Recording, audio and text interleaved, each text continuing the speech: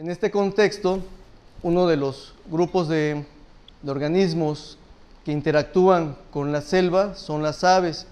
Sabemos que algunos autores han categorizado a las aves de acuerdo al estrato donde son observadas. Entonces, tenemos aquellas que habitualmente viven cerca del suelo, como la Remonops, el tinamú, algunas otras que forrajean en los estratos del sotobosque, como las tángaras, el chifornis, otras que forrajean en los estratos medios, ramas, lianas, ramillas, los Basileuterus, los Fegopedius, los Schiforincus, y tenemos aquellas que están forrajeando o que es habituadas al último estrato, que es, perdón, le digo otra. Ahí está. Que son aquellas que están de alguna manera adaptadas a vivir en estos ambientes donde hay mucha fruta, como los citácidos, los mieleros, los tucanes, ¿no? Los ranfácidos. Entonces, esta forma en la que las aves se van distribuyendo en la selva, pues tiene que ver mucho con la forma en la que están usando los recursos. Los recursos presentes en estos estratos pues condicionan la presencia de ciertos grupos de aves, tanto espacial como temporalmente. En algunos estudios como Greenberg en el 81 mencionan que en el estrato del dosel algunos parvadas de tucanes o parúlidos se ausentan un tiempo, y cuando de repente empieza a haber recursos, pues vuelve a haber la presencia de estos animales. Otros autores mencionan que esta estratificación está relacionada con la densidad en el follaje desde el suelo hasta el dosel, y en aquellos lugares donde el follaje es más abundante hay más presencia de ciertas especies de aves. Otros autores comentan que las aves se asocian en ciertos estratos de la selva debido a que depredan sobre o en asociación con ciertos organismos como las hormigas legionarias, que van por el suelo sacando a todos los insectos que están escondidos entre la hojarasca, y de repente ellas están perchadas en la vanguardia de la legión, del ejército de hormigas, y desde ese punto ellos van cazando los insectos que van saliendo y van regresando a su percha, y así hasta que forrajean todo el área, ¿no? Y hay otras más especializadas que están, vamos a darle, ahí está, especializadas en bueno, y algunas otras,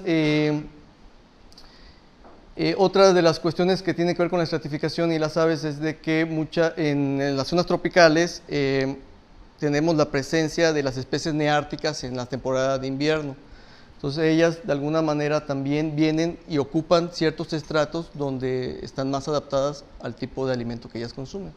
Eso también genera una presión sobre las especies residentes con las que están compitiendo o asociándose en algunos casos. Entonces, uno de los problemas que tenemos para estudiar la estratificación de las aves, primero es la altura de los estratos.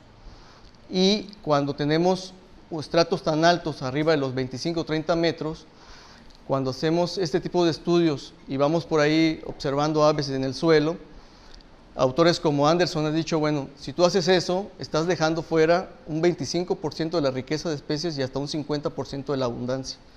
Entonces, si tú haces un estudio desde el suelo sin tomar en cuenta el estrato del dosel, estás sesgando la información, y eso para fines pues planes de manejo, fines ecológicos, pues es un vacío de la información de estos ambientes. Entonces,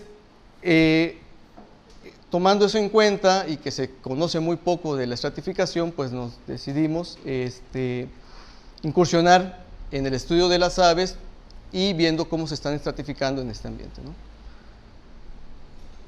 Entonces, pues la hipótesis de entrada es, bueno, si la selva es estructuralmente compleja y se pueden distinguir hasta 4 estratos, autores mencionan que hasta 6, pues las aves van a tender a a estructurarse o su composición funcional en cuanto a sus gremios se va a distribuir de acuerdo a sus requerimientos de hábitat y van a hacer una diferencia entre la estratificación.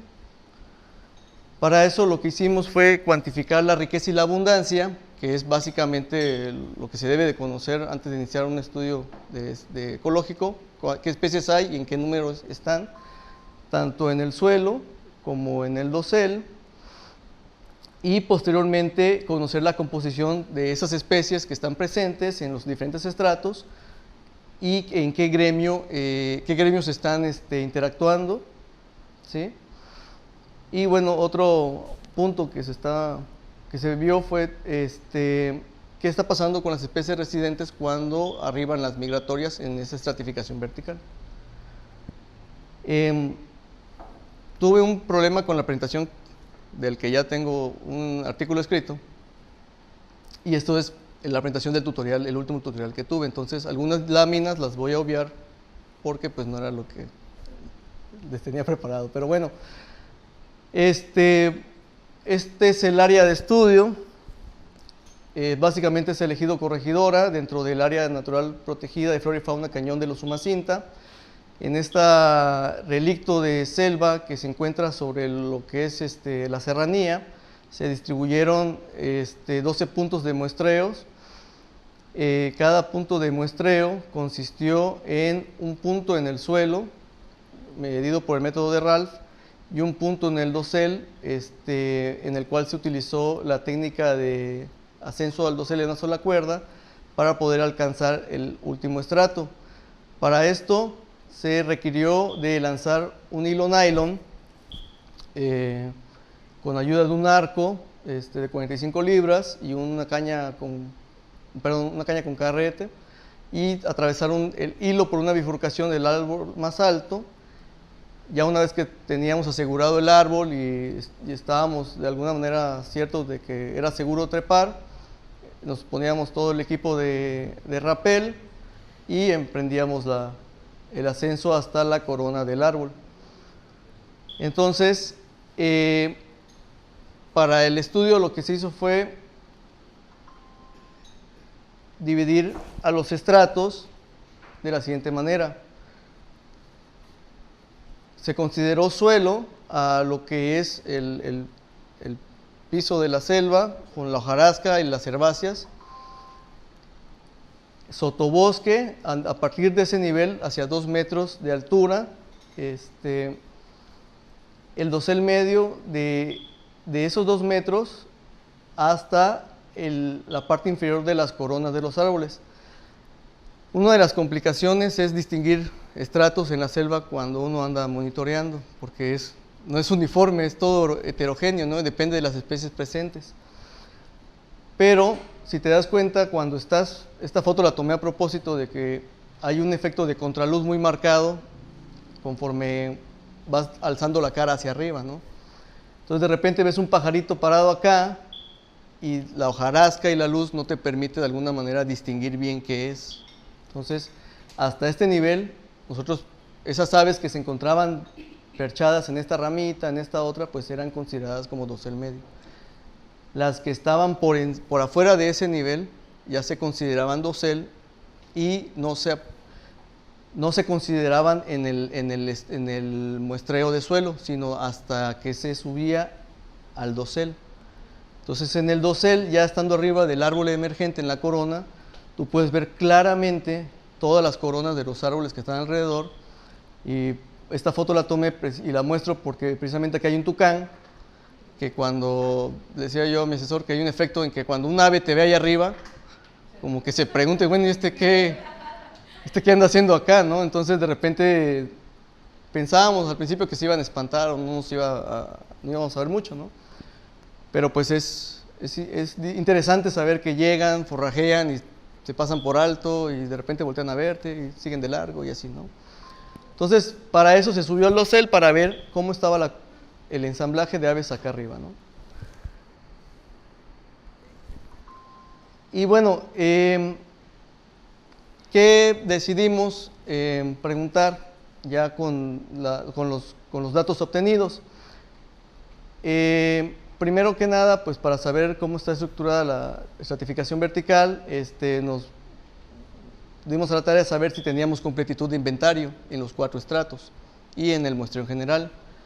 Una vez que sabíamos que estábamos de alguna manera por encima de teniendo un buen nivel de inventario, pues empezábamos a ver cómo analizar la riqueza, la estructura y la composición. Para esto, la riqueza se hizo un análisis de rarefacción y extrapolación y se utilizó la técnica de McGregor y Peyton con intervalos al 84% para hacer cortes en la riqueza esperada de especies en los diferentes estratos y poder hacerlos comparables con este intervalo de confianza.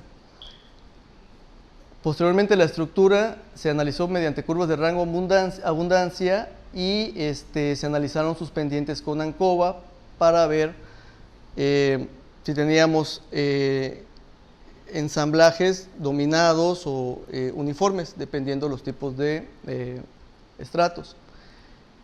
Y ya por último, la composición la analizamos tanto en taxonómica, que es ver cómo estaba agrupadas las especies y sus abundancias, y los gremios y sus abundancias, con un análisis de similitud de Bray-Curtis para el taxonómico y un análisis multidimensional no métrico de Bray-Curtis para los gremios. Es más que nada para ver si teníamos ensambles iguales dependiendo de esas dos características. Y bueno, al final, ¿qué fue lo que obtuvimos? Se registraron 153 especies de aves con 1.958 individuos, pertenecientes a 34 familias, de las cuales Tiránide fue la familia con mayor riqueza, con 21 especies, la segunda fue Parúlide con 14 especies y la tercera fue Troquílide, los colibríes, con 10 especies. Aquí estoy mostrando las riquezas totales con sus abundancias. El que tuvo menor riqueza fue, bueno, a manera de general, esto fue lo que se obtuvo: 23 especies para el suelo, 82 individuos. El sotobosque fueron 54 especies con 264 individuos. El dosel medio tuvo 101 especies con 437 individuos, y el dosel tuvo 110 especies con 1.180 individuos. Y estas 153 especies se repartieron en 11 gremios de forrajeo, que ya más adelante voy a mostrar cuáles fueron los que salieron. Entonces, voy a ver.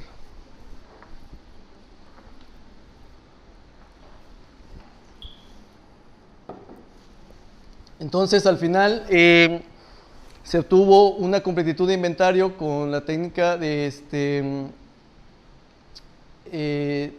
cobertura de la muestra con el 0.98% para todos los estratos, y para cada estrato el que tuvo menor cobertura de la muestra fue el suelo con 0.88%, seguido del dosel medio, después el sotobosque y por último el dosel, que fue el que tuvo mayor completitud de inventario. Aquí nada más recalcar que, bueno, el punto 92 y el punto 88 significa que pues todavía se pueden agregar más especies a esos ensambles si se aumenta el esfuerzo de muestreo, ¿no? Pero con esta completitud de inventario y de acuerdo a los análisis, pues sentimos que estuvo bien representada la comunidad, ¿no? Entonces, para el análisis de la riqueza esperada, no total, esperada de los ensamblajes de aves, se muestra lo siguiente. De acuerdo a los intervalos de confianza de McGregor y Peyton, 84%, el suelo fue diferente del sotobosque y del dosel medio. El sotobosque y el dosel mostraron riquezas esperadas similares,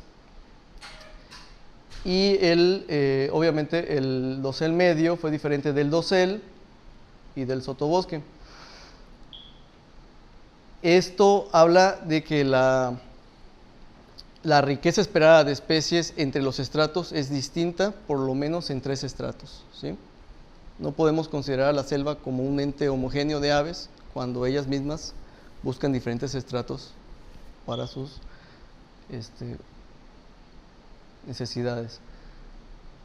Posteriormente, en lo que es estructura, nos damos cuenta de que las cuatro, aquí tenemos al suelo en negro, al sotobosque en rojo, al dosel medio en azul y al dosel, y nos damos cuenta que las cuatro ensamblajes que están distribuidos en los diferentes estratos presentan una distribución dominada, ¿sí? Pero con diferentes grados de dominancia. El que estuvo más dominado fue el suelo, encontró menos especies con mayor dominancia.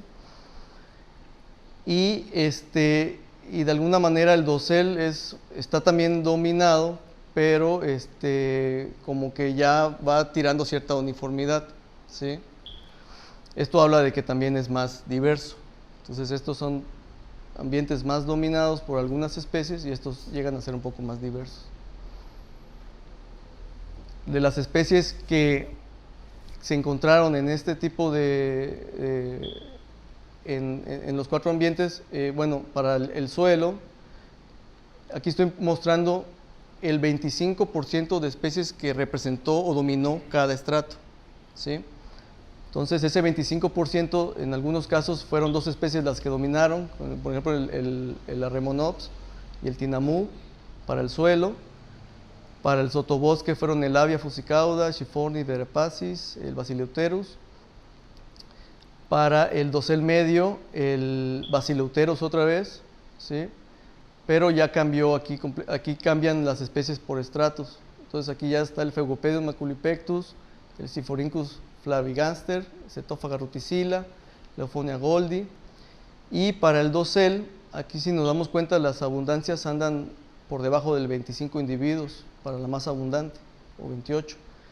Pero en el dosel tenemos especies que tienen hasta 141 individuos en ese estrato, ¿no? En este caso son los Pionus lucenilis, que son citácidos, y por ahí recordaremos que los citácidos acostumbran a moverse en bandadas, ¿no? Entonces en grupos grandes. E inclusive cuando forrajean son muy escandalosos y muy fácil de detectar. ¿Okay? O sea, los pericos para aquellos que no son biólogos. Ah, perdón, los citácidos son pericos, loros, guacamayas y todo esto, ¿no? Gracias. Entonces,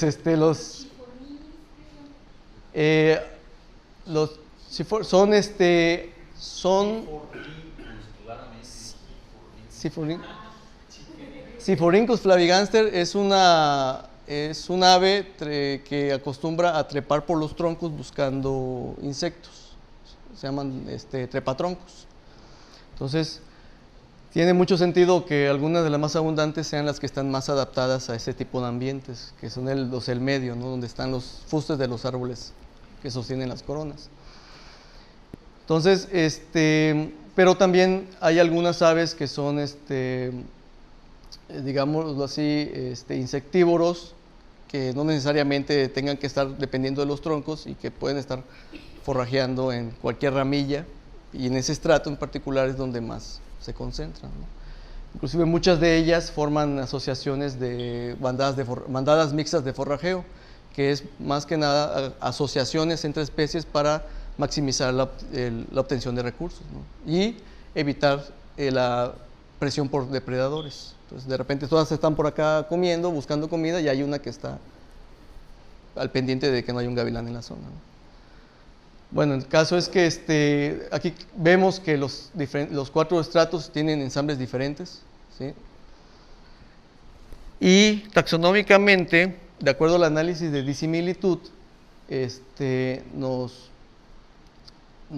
muestra que el suelo y el dosel, o sea, los estratos extremos, son bastante disímiles, que no comparten especies en común, pero que el sotobosque y el dosel medio son más similares entre sí. O sea, que esos dos estratos, el que está entre los 2 metros y la parte de los troncos y por debajo del dosel, pues pueden llegar a tener, a compartir especies, aunque la disimilitud es media, es 0.6, o sea, no son tan similares, ¿sí? Perdón. Y para la composición funcional, aquí lo que estamos viendo son, perdón, en la otra presentación les hablaba más de los gremios para no confundirlos, pero les voy a platicar. En el suelo encontramos aquellas especies que son insectívoras terrestre o frugívoras terrestre, o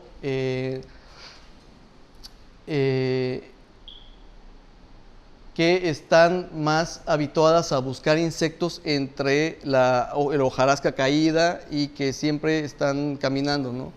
Los tinamúes son conocidos por forrajear cerca del suelo y andar volteando hojas. Muchas otras especies, inclusive algunas migratorias, se encontraron forrajeando. Hubieron algunas que, para mi sorpresa, siempre las veía yo arriba, buscando insectos con las otras bandadas, y en algún punto me tocó ver anidando entre la hojarasca en el suelo, ¿no?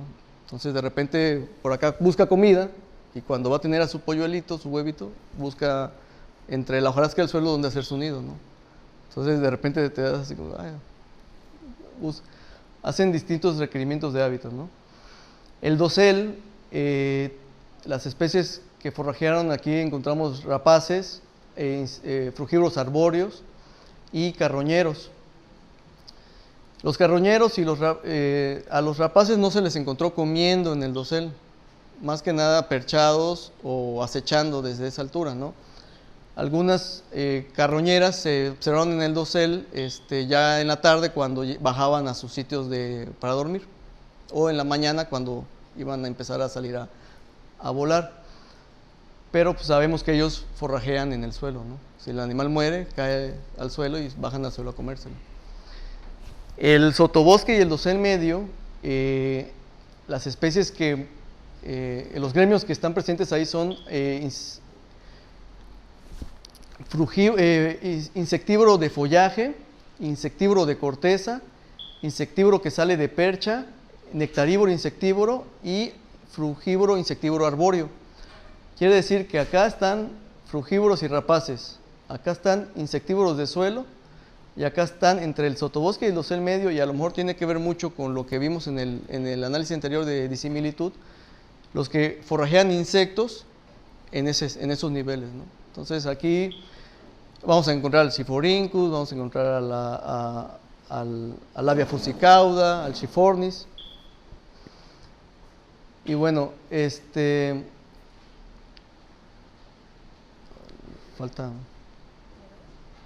bueno, a manera de discusión, el hecho de que encontremos estratos con diferente composición de especies habla de que, de acuerdo con Terborn en el 80, ya había dado como que una aproximación de que en Perú de repente se dio cuenta de que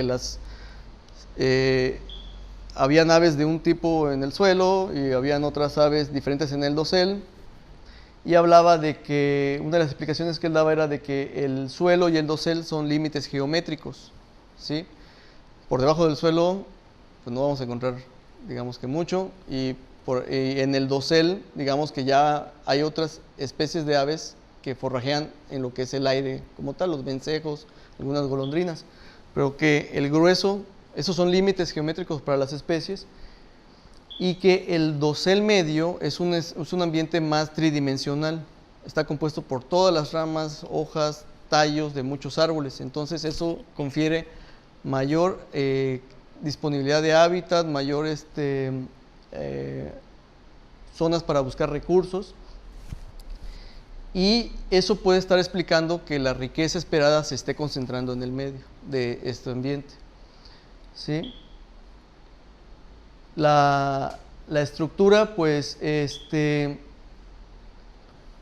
las cuatro curvas presentaron dominancia, pero los ensamblajes de las diferentes curvas por estrato muestran que son especies diferentes las que están dominando esos estratos. O sea que la especie que domina el suelo no la vamos a encontrar dominando el sotobosque, la del sotobosque el dosel y viceversa, ¿no? Sino que cada estrato en sí tiene un arreglo diferente de especies y sus abundancias. Y una de las premisas del por qué el análisis de composición taxonómica haya variado entre los estratos tiene que ver con que las especies que están adaptadas a esos niveles normalmente no hacen cambios entre estratos a lo largo de su vida. Quiere decir que las que forrajean o viven cerca del suelo difícilmente van a subir al dosel y hacer lo mismo allá, algunas, o las que están dominando esos ambientes, y las que están en el dosel hacen lo mismo, ¿no? Bajen hasta el suelo y hagan parte de su proceso de vida en el suelo. Y las que están en el dosel medio, que están, digamos que en el medio de la estructura de la selva, de alguna manera eso les confiere que puedan tanto subir al dosel como bajar al suelo, como ya lo vimos con las especies que son que depredan insectos que son espantados por las hormigas. Ellas están normalmente a un nivel en el sotobosque o en el dosel medio, y cuando ven que un insecto sale entre la hojarasca, pues bajan a depredarlo al nivel del suelo, ¿no? Entonces, ellas quizás sean más plásticas a la hora de buscar recursos y puedan estar tanto arriba como abajo, ¿no? Y por ende ese ambiente también tiene mayor cantidad de especies esperadas.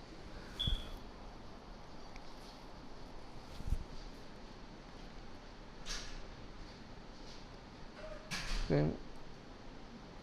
Y bueno, ya para concluir, la riqueza, estructura y composición de los ensamblajes de aves variaron en los 4 estratos verticales, en el suelo, sotobosque, dosel medio y dosel, encontrando cambios en los ensamblajes de aves, ¿no? Pues prácticamente eso sería todo.